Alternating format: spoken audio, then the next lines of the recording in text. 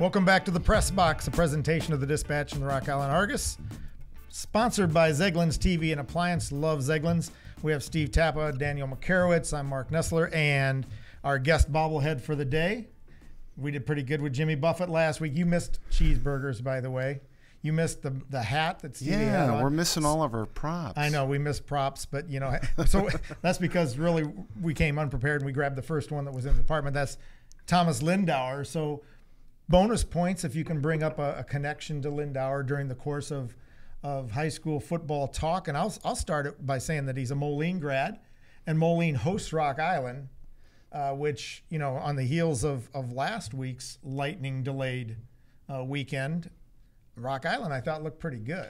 Well, they have the potential to be good. It's just a matter of finding the right groove offensively. But I think what frustrated Coach Stortz the last couple of weeks was just their mentality, their mindset, how they did not seem like they wanted to play at Jacobs, kind of going through the motions. And then I know he challenged them last week to come out homecoming, Big Six opener against a league favorite and show some mettle. And I think they did, getting down early, coming back late. That showed some good mental toughness, I guess, mental fortitude to start off the Big Six strong and know that one obstacle for a Big Six title was Quincy. You got through them. Right. So that's big for Rock Island.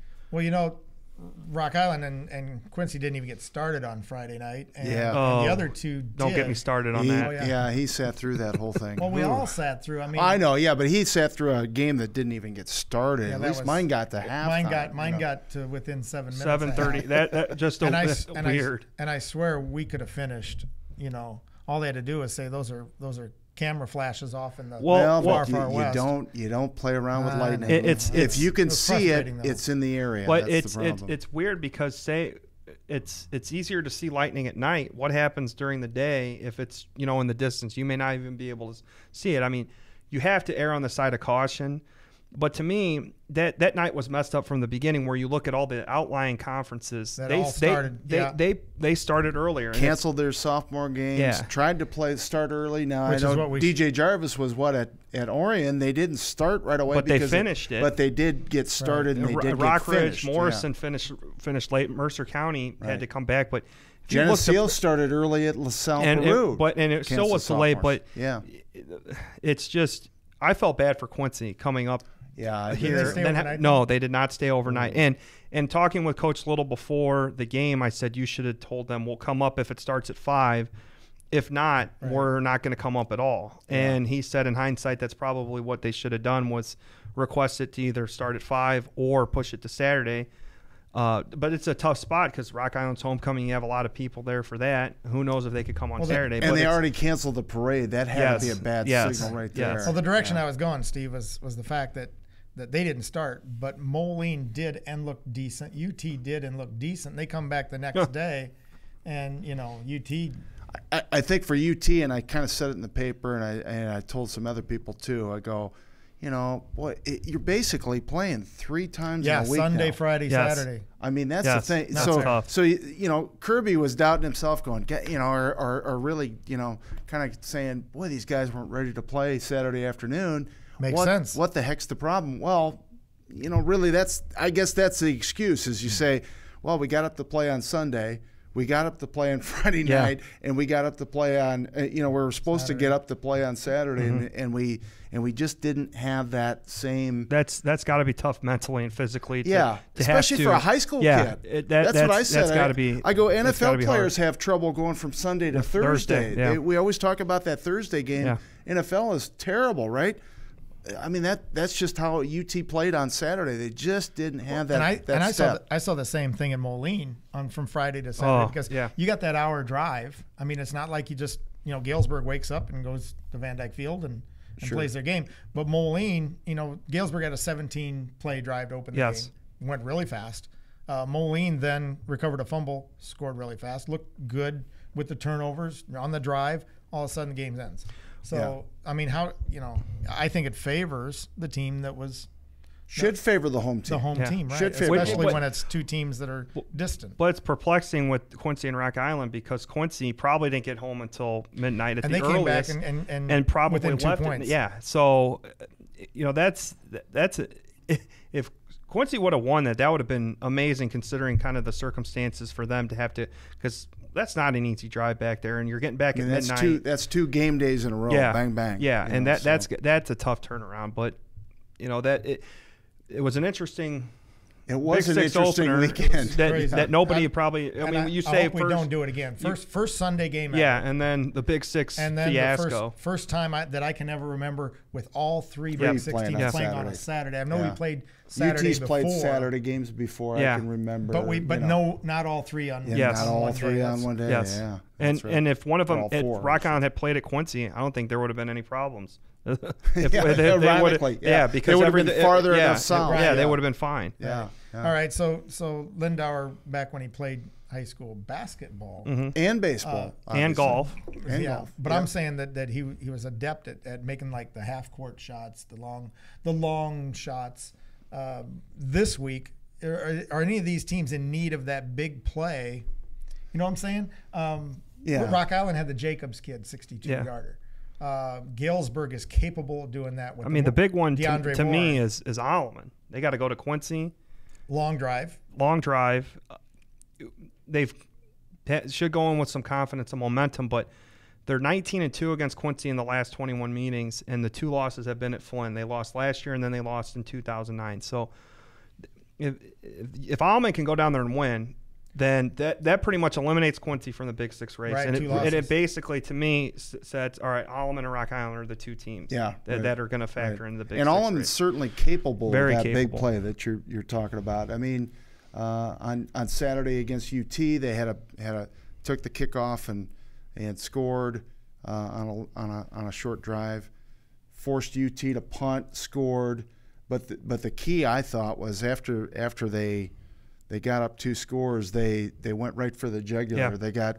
They got a fumble. Dakari Mars fumbled on a first down gain, and Alleman came right back and came up with a long pass to go up 3 scores, and that was the game right there. So Alleman can do that. They can throw the ball. They can make big plays. They can make big plays with their feet too. So it will be interesting to see if that translates after that 3-hour drive. I was really reaching on that Lindauer connection. Well, you're right. I had to justify him. Who's going to make a big play? That's the thing. Alleman does have a lot of playmakers. The one problem they've had is consistency. I know Todd DePorter's, said it on Saturday. He goes, boy, we just didn't have it on Friday night.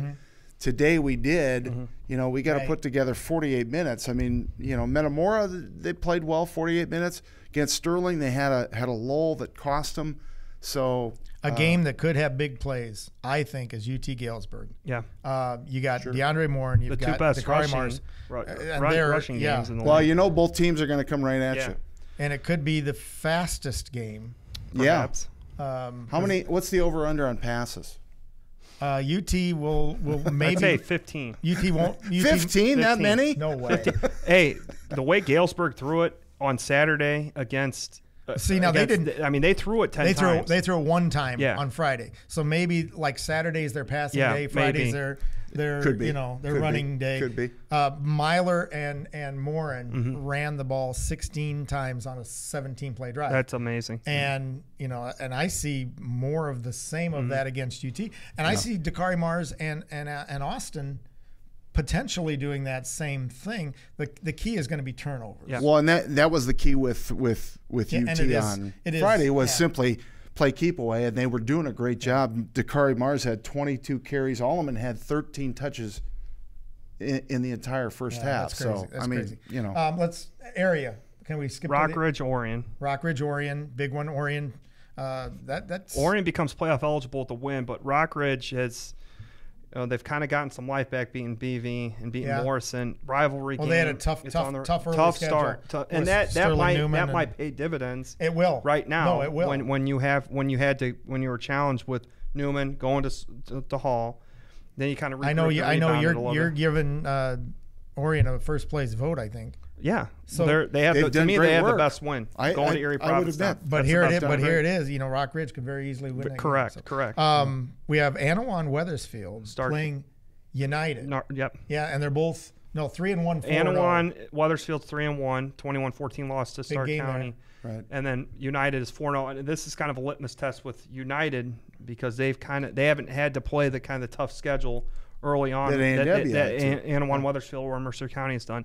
So it wouldn't surprise me if Anawan goes down there and wins. The other one on our radar is Stark County and Mercer County. Mercer County with a great comeback win. Yeah. 99-yard drive, no touchdowns, 2-minute drill. That's John that's Elway. A big we should have had a John Elway bobblehead. Yes. Could have had a John Elway we blew bobble. It. Do you have one of those? I don't have a John Elway bobblehead, though. But one of I have a John favorite, Elway baseball card. when he played for the Yankees. Yeah, I do. Is that worth a lot? Probably. If it's autographed, more. Now, let's get back to baseball real quick. Do you know what round Thomas Lindauer was selected in 2013? I didn't know we were going to do trivia. Well, you said come up with a Thomas Lindauer fact. That's pretty good. I'm going to say I'll say the 7th round. Your guess. I thought he was a 9th rounder. 23rd round selection. Let's see if you had 9 and 7 and 16. He was 23rd. The look next at that. round. Yes. The answer was on his 23. back. The answer was on his back. Matt Brill, Moline graduate, was a 24th round selection by the Mets. Do you have a Matt Brill bobblehead? I don't have a Matt Brill bobblehead. And he should wear 24. All right, so perhaps. Hey, you know who we're forgetting? We're forgetting again Geneseo. Oh, yeah, well, they can become playoff eligible. Yeah, and they actually have a game. I think this is the one that you talked about last week. Yep. This is the Rochelle, big tester. Yes. And Rochelle got And you can still question their schedule.